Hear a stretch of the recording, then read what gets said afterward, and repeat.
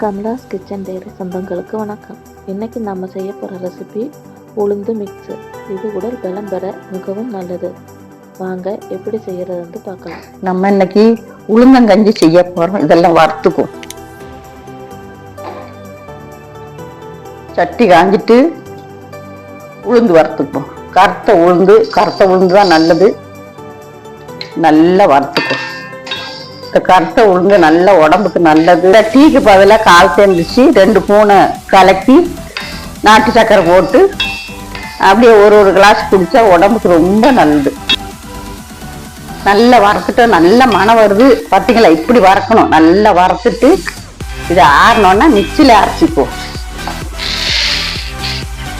பாதாம் போட்டு வறுத்துக்கணும். இது நல்லா வறுத்துக்கும். கூட்டத்துல முந்திரி பருப்பும் போட்டுக்கும். இந்த பாதாம் கூட அது வறுத்துக்கும். நல்லா வறுத்துட்டு மணம் வருது, இறக்கிடுவோம்.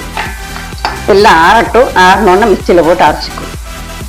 நல்லா ஆறிட்டு இது மிக்சியில் போட்டு பொடிச்சிக்கும்.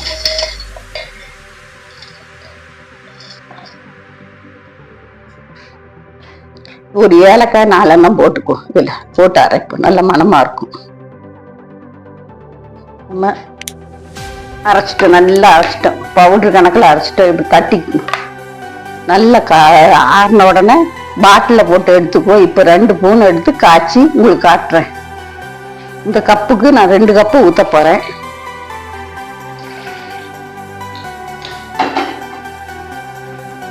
நம்ம இந்த கரண்டிக்கு 2 கரண்டி எடுக்க போகிறேன். இதை எடுத்துட்டோம். நம்ம கரைச்சிக்குவோம். இல்லாட்டினா கட்டியாக விழுந்துடும். நம்ம கொஞ்சம் கொஞ்சமாக கரைச்சிக்குவோம்.